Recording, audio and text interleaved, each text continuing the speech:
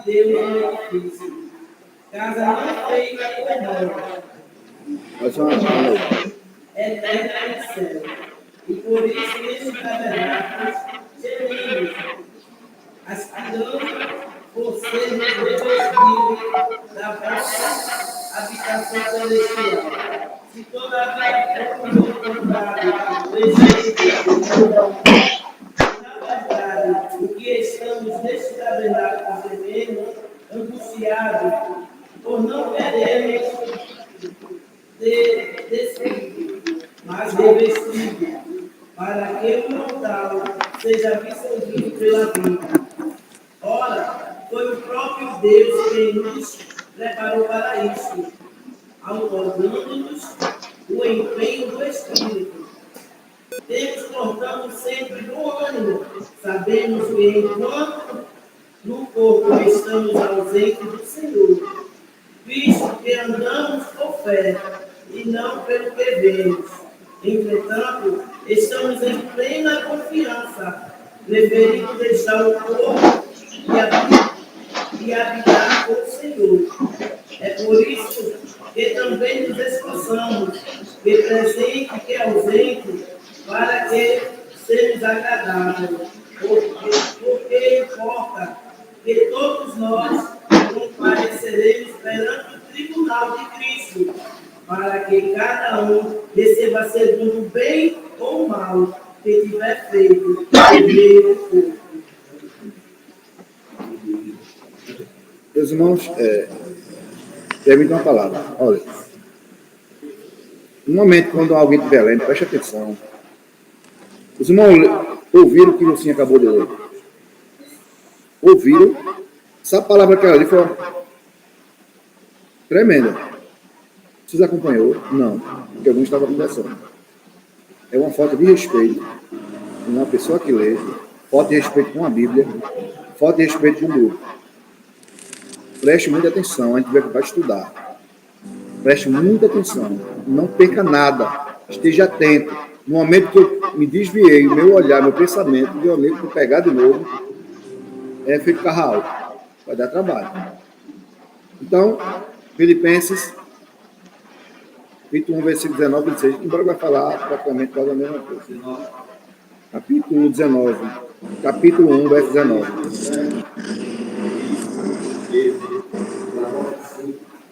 Na própria mão do Espírito de Jesus, que nos dará em libertação, segundo a minha ardente expectativa de liberdade, e em nada serei envergonhado, antes com toda a ousadia, sempre também.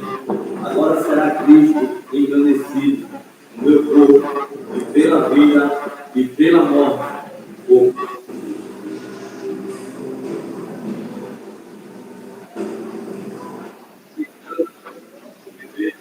carne traz fruto, meu trabalho, já não sei o que escolher.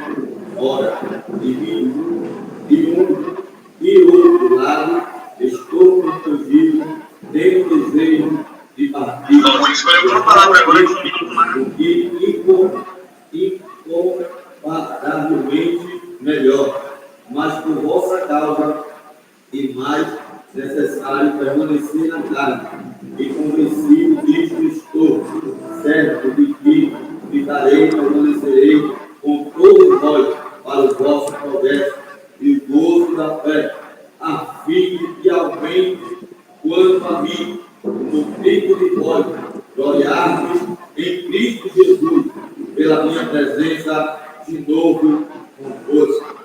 Amém? Amém.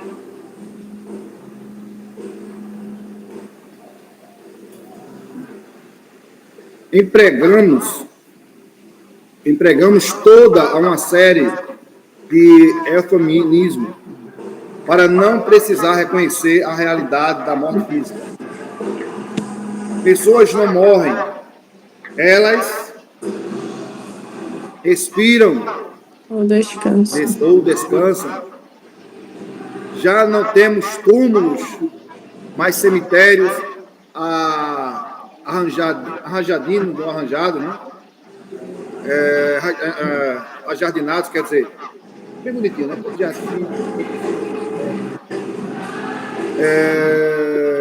Parques e memoriais, um para um túmulo, né? Aquele túmulo caríssimo, né? Parque das Flores. Nada contra, viu? Quem tivesse Morada da Paz, quem tiver sua casinha lá, não tem problema não. Vale da Saudade, Cemitério de Casa Amarela, de Santa Amaro, Vaza.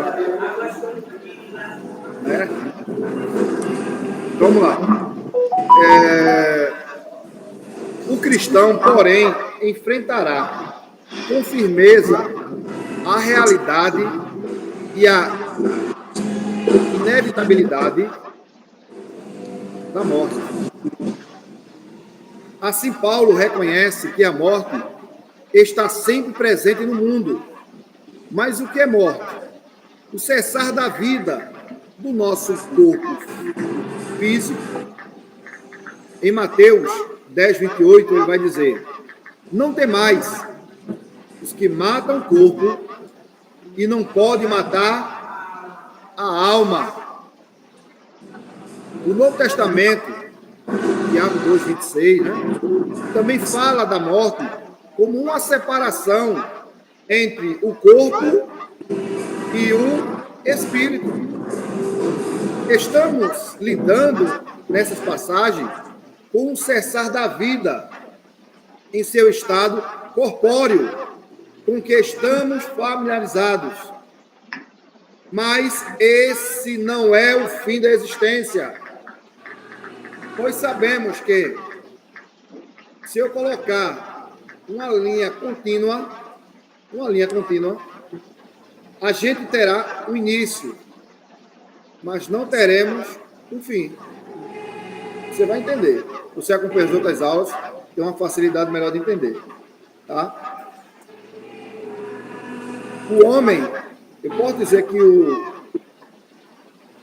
somos imortais, tendo uma perspectiva cristã, bíblica, somos. E o que é morte? Morte é a separação simplesmente do corpo e da alma. Né? Simplesmente o corpo tomba. Então, a alma sai do corpo. O espírito sai do corpo. A alma é exatamente quando Paulo diz que a gente não deve se desesperar. Por quê? Mas o corpo está aqui. O corpo está ali, no caixão fúnebre. Está ali. Esticado. Meu Deus, acabou, nunca mais veio. Nunca mais vai o quê? Ver. Depende. Essa não é mais. Vejamos.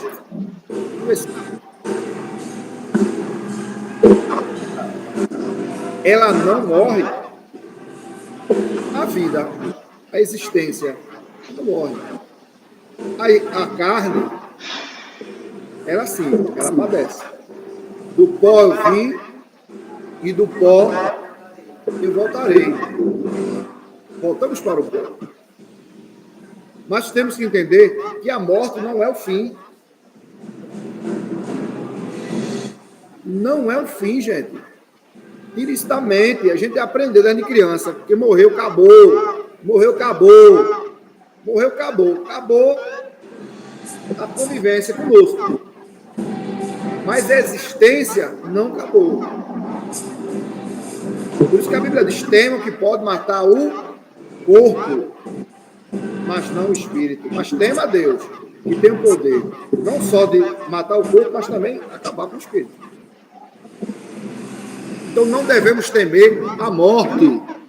Porque você acha que no Oriente Médio, pastores, missionários, cristãos morrem? Eles não temem a morte.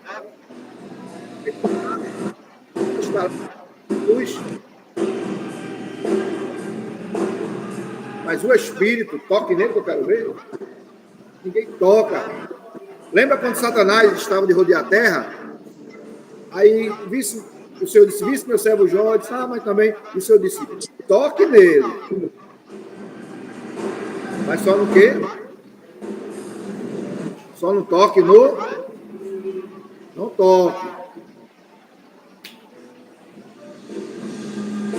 Então vamos lá. Mata o corpo, não pode matar a alma. Temei antes aquele que tem o poder de parecer tem o poder de fazer parecer no inferno tanto a alma quanto o corpo. Pronto. Mas não é o fim da existência. Além de tratar da morte física, a Escritura fala também de uma morte espiritual. Aí já é um outro tipo de morte. Né? E tem uma terceira morte. Tem uma terceira morte. A morte física é o que estamos falando.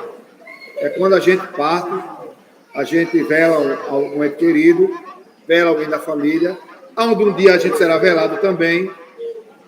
Um dia a gente vai ser velado, um dia você vai para o meu enterro, outro dia eu vou no enterro, vai. Isso é o que vai acontecer. É uma coisa que a gente não pode temer. Não pode temer. Eu repito, não é o fim. Não é o fim. Mas, cadê? Da morte espiritual, da morte eterna. A morte espiritual, essa segunda morte, a morte espiritual, é a separação entre a pessoa e Deus. E a morte eterna é a concretização desse estado de separação. A pessoa fica perdida por toda a eternidade. É o estado de pecaminoso. Quer dizer, condenação eterna. Morte física. Que morte é essa? Muito bem. Essa é a definição. Morte física. Que morte é essa? Que morte é essa? Olha, irmão. A morte física. Separação do corpo, do espírito ou do corpo, a alma. O que faz? Tá? Saiu. O corpo fica. A morte espiritual é quando realmente... E a morte eterna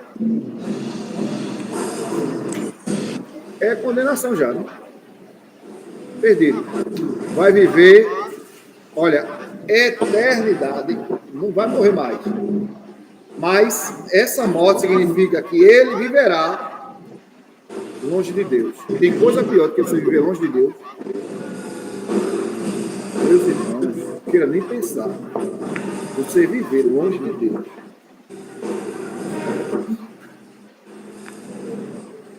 Terrível, viu?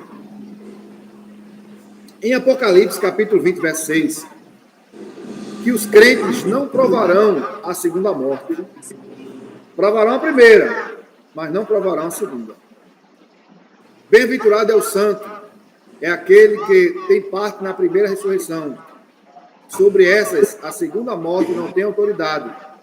Pelo contrário, serão sacerdotes de Deus, de Cristo, e reinarão com ele os 1000 anos. A segunda morte é o período infinito de punição, separação da presença de Deus. Deixa eu correr aqui. Morte física, natural ou não natural. A morte física não fazia parte da condição humana original. Humana original, que eu falo da criação. Mas a morte sempre esteve presente como uma ameaça. Caso pecassem, ou seja, caso comessem da árvore proibida, ou tocassem nela. Gênesis 3:3. A outra prova de nossa posição encontra-se em 1 Coríntios 15. Visto que a morte veio para um homem, também por um homem veio a ressurreição dos mortos. 21. Pois a morte física é um estado dos males anulados e vencido pela ressurreição de Cristo. Este versículo, portanto, prova que a morte física surgiu do pecado humano. Não fazia parte da intenção original de Deus para a raça humana. Podemos dizer que foram criados com a imortalidade contingente.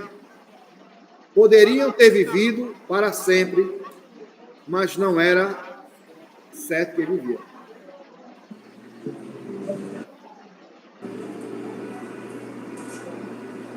Como é que a gente vê isso?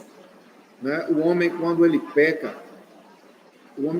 ele simplesmente mexeu com tudo quando o homem peca diante do nosso Senhor. Então a gente vê que lá no original, né, a morte veio também como consequência. Como consequência. Por isso que a humanidade hoje morre. Por causa disso.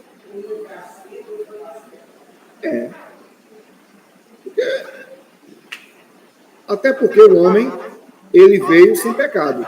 O homem era incorruptível, né? No caso, não tinha pecado, não conhecia o pecado, nasceu. Então, eles viviam ali uma vida muito bem, obrigado. Mas no momento que pecam, é um momento que você vê que assim que eles comem da árvore, a primeira coisa que eles notaram é que eles estavam nus. Eles estavam nus sempre. Ficaram com vergonha. Um do outro. E correram para se cobrir, né? E quando Deus chama por ele, eles se escondem. Olha o pecado trazendo consequências já no momento que ele comeu. E quando o Senhor vai falar, e o Senhor vai dizer, comer, ele disse, não, foi a mulher que me deu. Não assumiu a responsabilidade, né?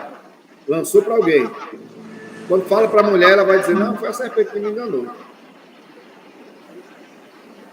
Não assume. Aí quer dizer, como confiar? Não tinha mais, quebrou a confiança. Não tinha mais, porque realmente pecado. Mas a gente vê que, em si, a morte é a consequência do pecado. Sim. Para o descrente, não crente, a morte é uma maldição, uma penalidade, um inimigo, mas para os que creem em Cristo e, portanto, são justos. A morte possui um caráter diferente. O crente ainda passa pela morte física, mas sua maldição desaparece, porque Cristo mesmo tornou-se a maldição por nós, morrendo na cruz. Em Gálatas 3,13, ei, rapidinho. 3,13.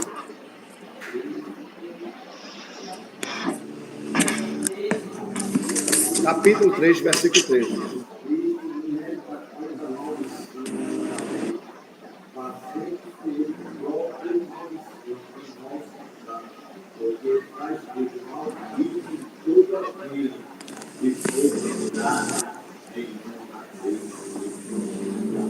E ele se fez maldito por nós. Quer dizer, ele pagou o preço da morte, o pecado da morte.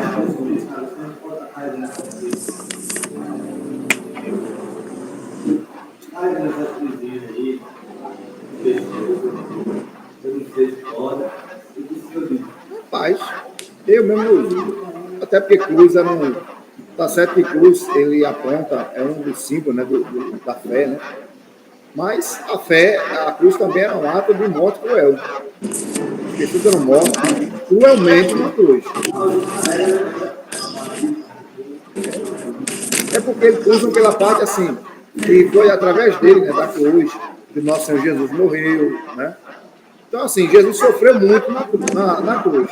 Eu, na minha perspectiva, eu não acho legal. Por quê? Porque a cruz trouxe sofrimento. Claro que, através do sofrimento, era necessário. Mas muita gente morreu também daquela forma. É uma morte horrível.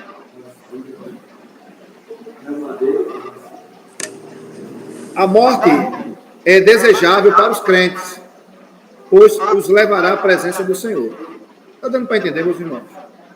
Rafaela, está dando para entender, irmã Rafaela? Tá sim. Tá. Qualquer dúvida, pode sinalizar. Tá certo. Encarando a morte como, de fato, um inimigo, os não cristãos, nada vem de positivo nela. Por isso que as pessoas, Paulo volta a dizer, Paulo não pede para a gente não desesperar, e pede para que a gente console uns aos outros.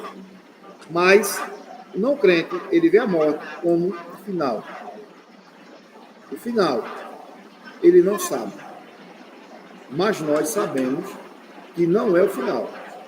Tá? Era capaz de assumir uma atitude totalmente diferente. Ele via a morte como um inimigo vencido. Você concorda com isso? Concorda?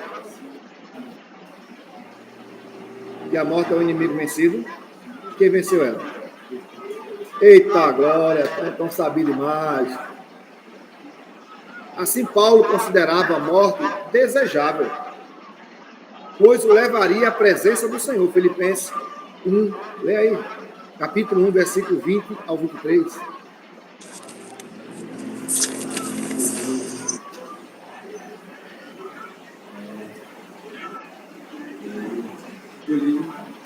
Segundo a minha ardente... Foi. Segundo a minha ardente expectativa, esperança de que em nada serei envergonhado, antes, com toda ousadia, como sempre, também agora, será Cristo engrandecido no meu corpo, que pela vida, que pela morte, portanto, para mim, o viver é e o morrer é lucro, tendo desejo de partir e estar com Cristo, o que é consideravelmente melhor.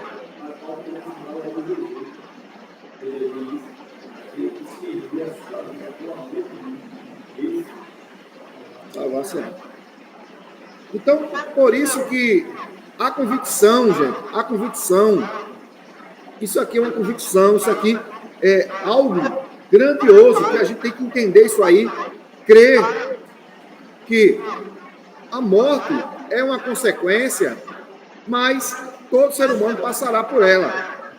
Todo. Porque no momento que Adão recebeu essa consequência, todos herdariam de Adão o que aconteceu no início. Ninguém está livre de passar pela primeira morte. E o interessante é que Paulo, na expressão de Paulo, a gente vê como Paulo ele diz que como ele anseia estar com Cristo. Porque é muito melhor. Muito melhor estar com Cristo.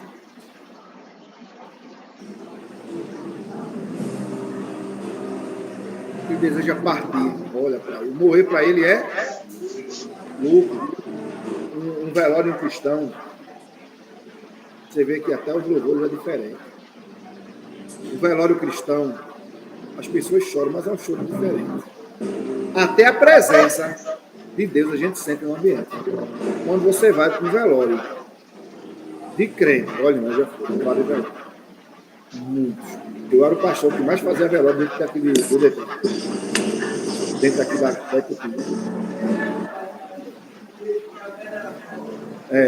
morria um, pastor, eu vou. Morria um, pastor, eu vou. Mataram um, pastor, eu vou. Eu não sabia nem quem era, irmão. Essa que eu ia. Chegava lá e falava da palavra de Deus.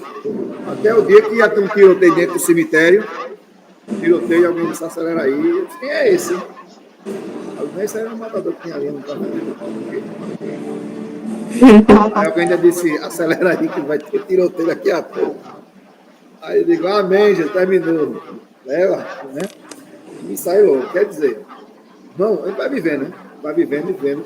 Que até alguns velórios cristãos que eu fui, o povo se desesperava. De irmã uma coisa, de irmã outra vez, de irmã outra vez. Um era carregado, um discutia, um dizia, um que tinha alguma coisa com alguém da família, lá vomitava tudo, rasgava o verbo lá.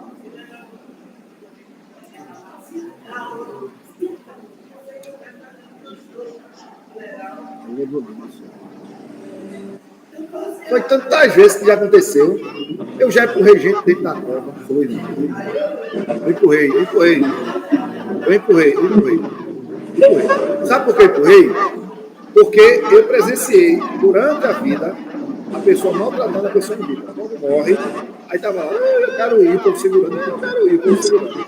Na hora que botou, na hora do sepultamento, quando colocou dentro da cova, aí eu quero ir, um segura do lado, um segura do outro, um segura do lado, um segura do outro. Isso já foi, eu já estava me enchendo, porque eu estava vendo os clientes descontrolados. A família descontrolada. Eu disse, ela quer ir. Eu fui passar na areia, fui dar um toque nela assim, ó. Vai. Ai, me segura.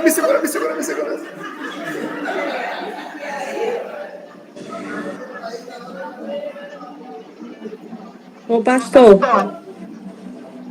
Pastor?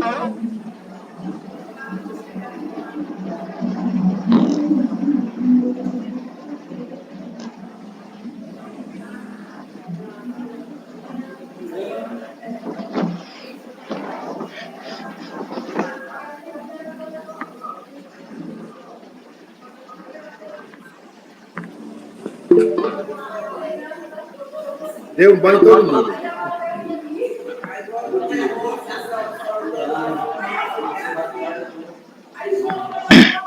Tenta falar agora, Rafael, que eu acho que ele vai ouvir. Ô, pastor. É o que ele está falando, né? Ô, pastor. Espera aí. Ô, pastor, tem muitas pessoas também, quando está no velório assim, aí fica questionando Deus, né? Por que, meu Deus, o Senhor levou? Eu acho meio. Tem muita gente que questionando.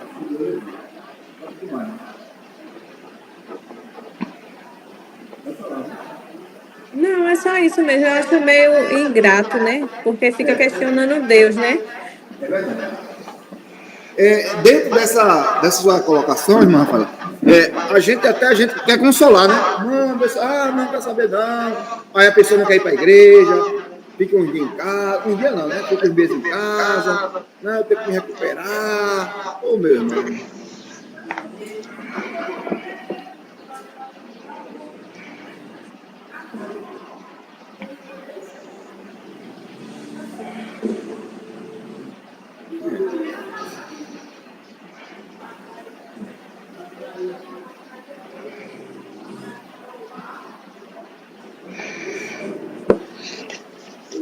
Aí você entende, irmãos, que para o crente, você entende que a morte, para nós, é desejada para estarmos com Cristo. Nós desejamos estar com Cristo.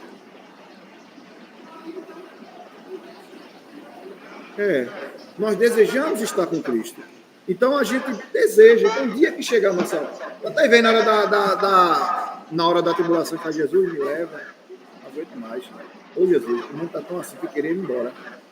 Morar contigo aí no céu. Irmãos, a gente deseja. Mas, enquanto Deus nos chama, a gente vai vivendo aqui, aproveitando o que Deus criou para nós.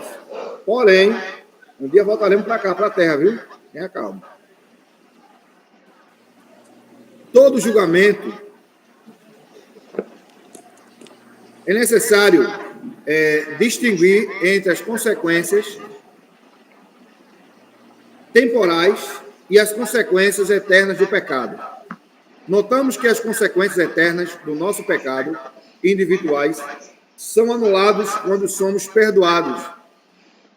Mas as consequências temporais, ou pelo menos algumas delas, podem persistir. Todo julgamento e nossa culpa pelo pecado original e individual foram removidos de modo que a morte espiritual e a morte eterna estão cancelados na nossa vida. Diga amém. Amém. Estão cancelados. Quem cancelou? Apesar disso, precisamos passar pela morte física. Eu não queria morrer, não. Vai morrer. Vai morrer. Um dia você vai morrer. Um dia você vai morrer. Só não tenha medo dela. Leia a Bíblia que você vai dizer, meu Deus, eu tinha medo da morte. Eu mesmo tinha pavor. Mas...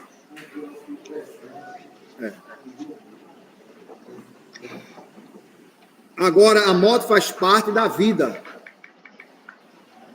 Tanto quanto o nascimento e o crescimento. E o sofrimento. Em uma última análise, também temos uma origem no pecado. Um dia, todas as consequências do pecado serão removidos. Mas tal dia ainda não chegou. Viu? Tal dia ainda não chegou. Todo pecado será removido. Por enquanto, ainda não chegou esse dia. Mas é muito importante entendermos que a morte faz parte. Tanto é que nasce, o homem nasce, cresce, reproduzem, envelhecem e morrem. Não, isso é o estado do ser humano hoje que nós dizemos, né? O estado do homem. Ele nasce e um dia ele morre. Ele vem e um dia ele vai. Porque isso já está fazendo parte do ser humano. Mas, para nós, a morte espiritual e a morte eterna foi cancelada. Nós não morreremos a morte espiritual e nem a morte eterna. Só a primeira morte, a física. Essa aí a gente vai ter que cumprir. Porque a desobediência do homem, a gente vai ter que pagar. Todos nós pagamos. Alguma dúvida até aí? Beleza. Estado intermediário. Eita Deus. Estado intermediário. Eu só falei isso aqui. A doutrina do estado intermediário é um assunto, ao mesmo tempo, significativo e problemático. O estado intermediário refere-se à condição do homem entre a morte e a ressurreição. A pergunta é a condição do indivíduo durante este período. Quando o homem morre, ele está dormindo, o espírito vai estar dormindo, a alma vai estar acordado. Há duas grandes razões pelas quais muitos cristãos veem-se incapazes de ministrar efetivamente aos enlutados. A primeira é a relativa escassez de referência bíblica ao estado intermediário.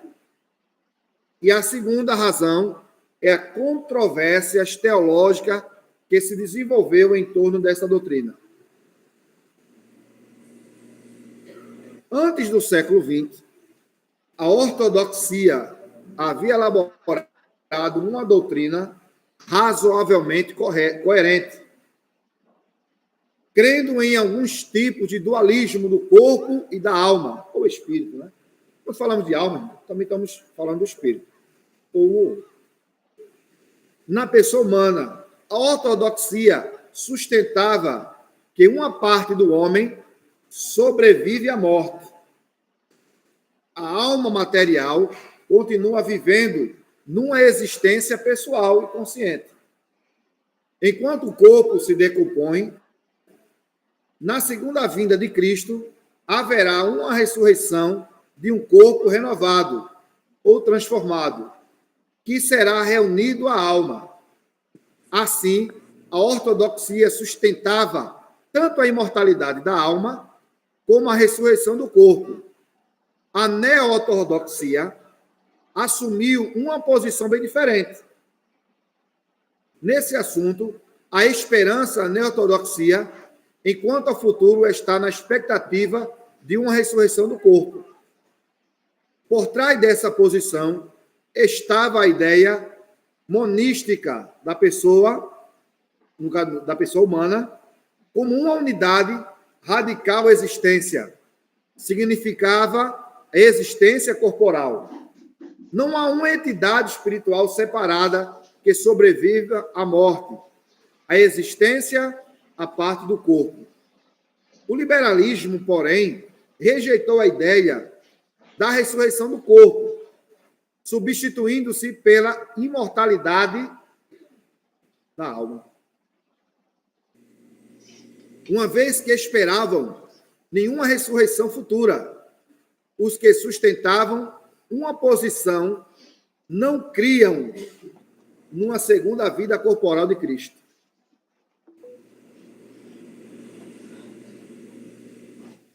Então vamos lá. O que é que nós vemos? Nós vemos que aqui, quando falamos de o estado intermediário, aí eu vou perguntar a vocês. Você acha que quando a pessoa morre em Jesus, você acha que o corpo vai para a terra, correto? E o espírito vai para o céu. Você acha que lá no céu o espírito está dormindo? Vamos dar a parábola de Lázaro. Mas Jesus vai contar uma parábola mentirosa. Exato. A parábola de Lázaro, lembra? Do rico Lázaro? O pobre Lázaro? O rico, o pobre. Então, há algumas vertentes que vão ensinar que o corpo ele fica em estado de sono, dormindo, esperando o dia da ressurreição do corpo. Mas isso aí, vamos falar um pouquinho mais lá na frente. Isso aqui é só para lhe causar no início, para a gente ir tocando no assunto devagar. Então, muito cuidado em ensinos na internet, muito cuidado com o que você escuta em pregações sobre o sono da alma. A alma está dormindo, não está dormindo. Mas, assim, na parábola do Lázaro está no seio de Abraão. E dá uma do rico, que a gente sabe que ele foi, que é dimensão diferente. Deu para ver ele Lázaro. E diz que havia um abismo separado. Mas de lá que ele pediu Ele viu. o Lázaro tocar o dedo na ponta do olhar do lado dele. A concepção coerente, mas a gente vai falar sobre isso aqui. Ó. A concepção coerente do estado intermediário da alma. Passamos agora a examinar várias posições correntes sobre o estado intermediário. Uma concepção popularidade considerável ao longo dos anos é a dominada sono da alma. Tanto o Testemunho de Jeová fala. Essa é a ideia que a alma, durante o período entre a morte e a ressurreição, está no estado de inconsciência, inerte. A base para a ideia do sono da alma encontra-se parte no fato de as escrituras usar uma frequência uma frequência que é uma simbologia do sono para referir-se à morte. A morte de Estevão é descrita como rapidinho, Atos capítulo 7, verso 60. Rapidinho aí. Outra pessoa. 60, Outra pessoa, Atos 13, 36. Outra pessoa, Coríntios, capítulo 15.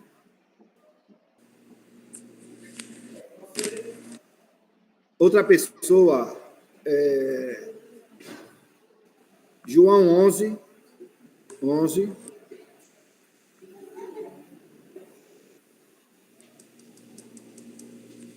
E outra pessoa, 1 Tessalonicenses 4. Todo mundo já... Quem achou aqui Atos? Lucinha achou Atos. Quem achou aqui outra Atos 13? Atos 13. Quem achou aqui 1 Coríntios 15? Bora, irmão. 1 Coríntios 15. Levanta a mão aí, quem vai achar.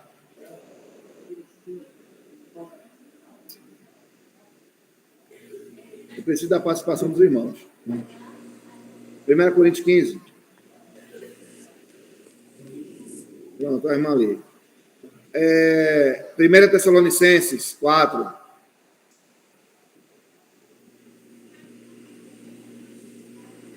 Preciso de pessoas para achar isso aí. 1 Tessalonicenses 4. Pronto. E João 11, 11. João 11. João capítulo 11. Pronto. Bora lá. Vocês vão acompanhar aí. Atos 7:60, né? Atos 7:60. Então, ajoelhando-se, clamou em alta voz: Senhor, não lhe impune este pecado. Com essa palavra, Adormeceu. Então, observe que a morte de Estevão é descrita como sono. Porque ele pega essa referência exatamente a alguns versículos. Por isso que eu digo, versículo a gente não pode isolar. Versículo nós temos que analisar, estudar. Então ele pega, por exemplo, alguém, ele chega para você, testemunho de Jeová, ele vai dizer assim, o sono da alma. Aí você vai dizer, não. Aí a pessoa vai pegar, por exemplo, Atos 7:60 e vai dizer, olha aqui, Estevão adormeceu. Mas Estevão fez o quê? Morreu. Não foi? Mataram ele? Daqui a pouco você vai entender mais.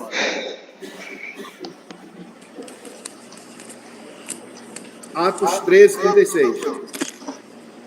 Porque, na verdade, quem Davi no seu tempo, servindo conforme a vontade de Deus, dormiu e foi posto junto de seus pais e viu a corrupção.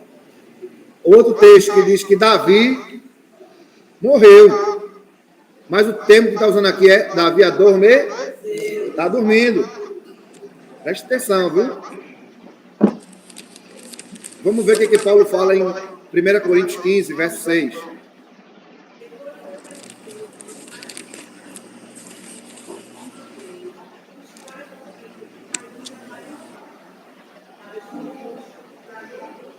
Verso 18.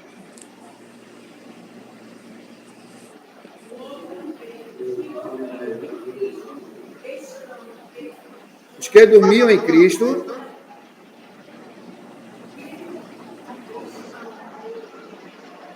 verso 20.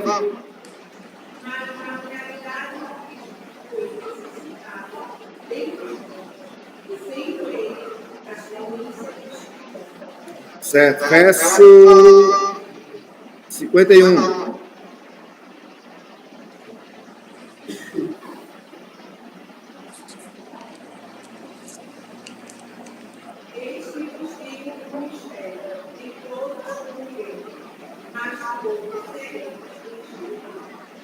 Ok. Tessalonicenses, capítulo 4, verso 13. Não queremos, porém, que sejais ignorantes do Espírito de Deus, para não vos entristeceres por demais, que não tem esperança.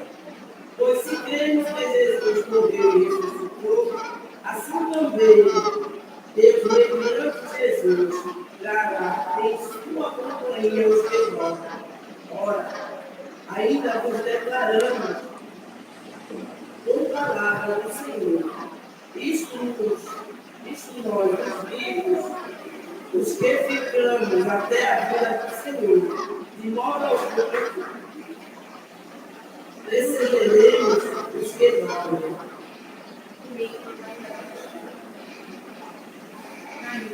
Caiu, foi? Ela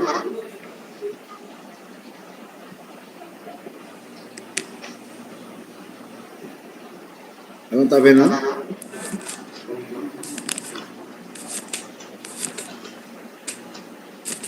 Liga ela aqui. Liga pelo zap. Liga pelo. Ela tá vendo, pastor. Ela tá vendo. É porque Já vai terminar, já. Juliana viu a mensagem antiga, pastor. Foi logo cedo quando a gente mandou. A gente tá aqui online. Rafaela? Eu tô aqui. Caiu. Não, pastor. Eu tô aqui. Tô ligando, eu vou ligar para pelo zap, viu?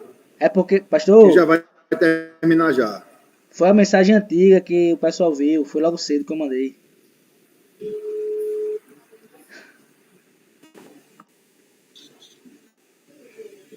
Pronto. Daqui a pouco já vai terminar já, viu? Só um minutinho. Paulo. Pronto. Certo. Então vamos lá.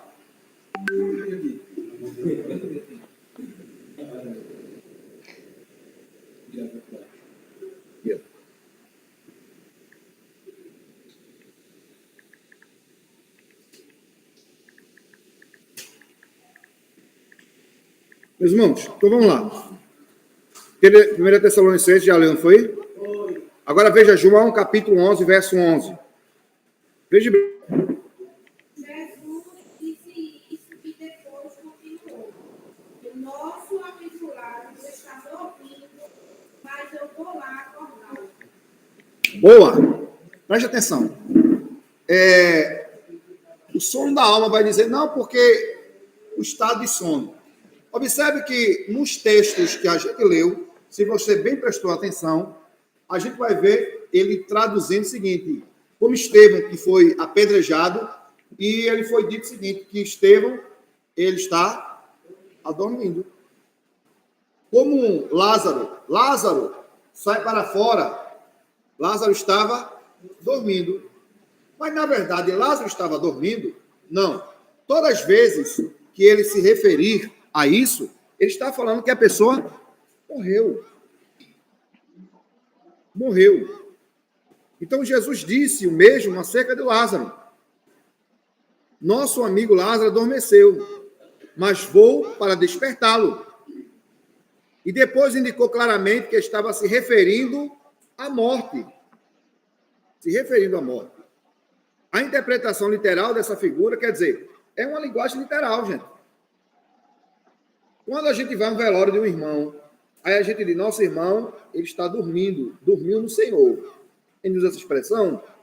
Pronto. Então, essa pessoa dormiu no Senhor, quer dizer, essa pessoa partiu.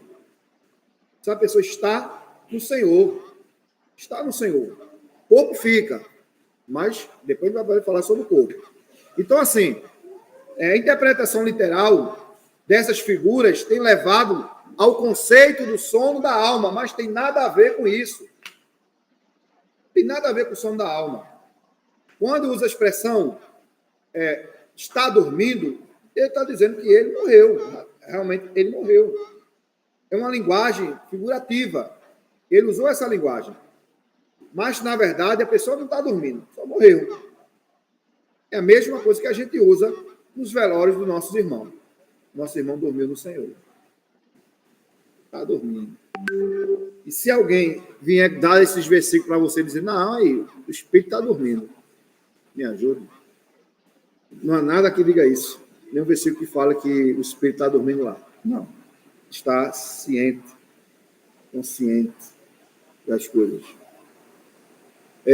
O rico Lázaro, como foi bem lembrado por Brau, a gente vê que o pobre Lázaro, né, o rico, estava ali naquela situação que pede para ele molhar, quer dizer, consciência, conheceu, soube quem era.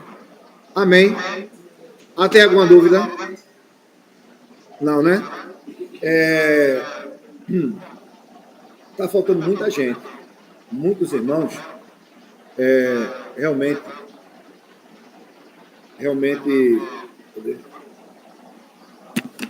muitos irmãos realmente faltaram. Lembrando que falta realmente reprova. E o pior do que ser reprovado é você não aprender. Eu acho que isso, o principal é você aprender. Não adianta você ter... Eu sempre falei isso.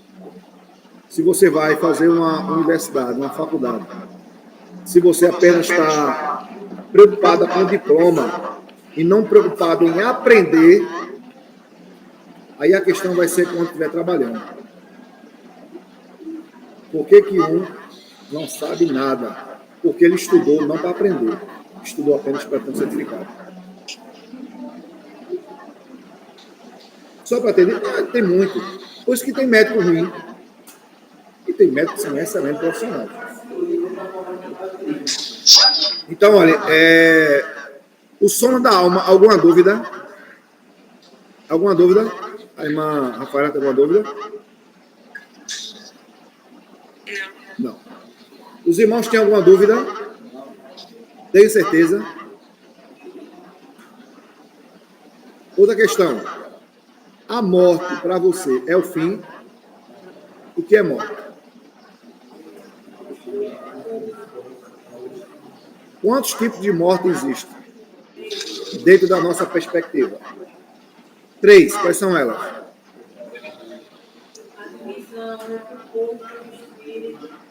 A morte física.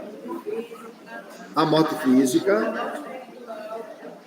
Que é a morte física, a morte espiritual e a morte eterna. A morte eterna, o que é? A morte física. A divisão. Separação. Dá no mesmo, né? Dividir, separar. E a morte espiritual.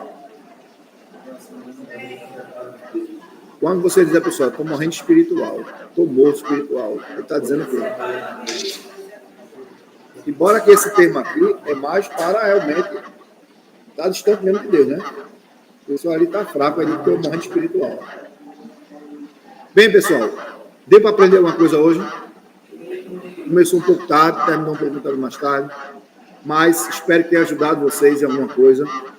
Espero que vocês leiam essa revista, estudem, criem em você desejo realmente de aprender.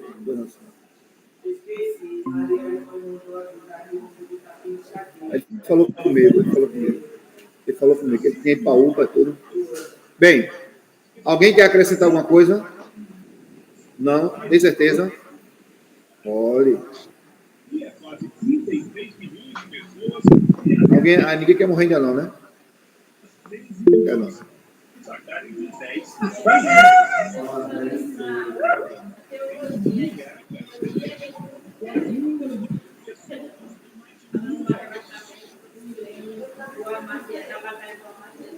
Eu não entendi. O que, irmã? Não, nós estamos estudando escatologia. É porque a gente está começando, eu não sei por onde eles começaram. Nós estamos começando, dar uma introdução da escatologia, falando acerca da morte, e a gente vai crescendo.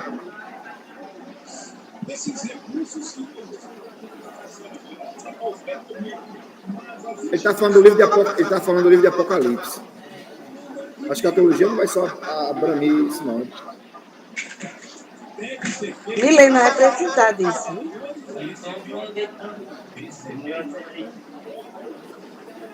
O seu de Abraão está falando que o seu de Abraão é onde? Sim, não. O seu de Abraão está falando que Abraão é o... Por falar ser de Abraão, ele está dizendo que o seu de Abraão é onde? Bom, gente,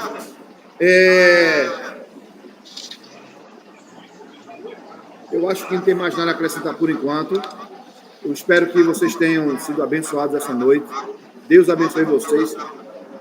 A irmã fala perdão pelo horário, que a gente liberou aqui o link. A internet aqui não ajudou muito. Meu computador ficou travando aqui, travando. Mas, graças a Deus, pegou, né? Mas, glória a Deus que a senhora vai estar, por exemplo, a senhora vai domingo para a igreja, dia 29. Dia 29,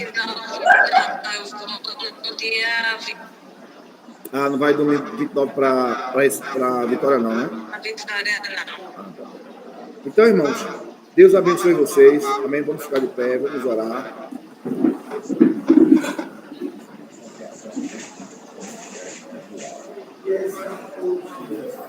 Olha, essa aqui é a irmã Rafaela, viu, irmão? A paz do Senhor. Irmã Rafaela, agradeça ao Senhor em oração.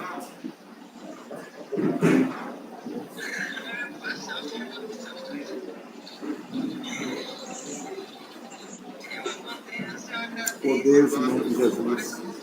Obrigado, Jesus. Glória a Deus. Glória a Deus.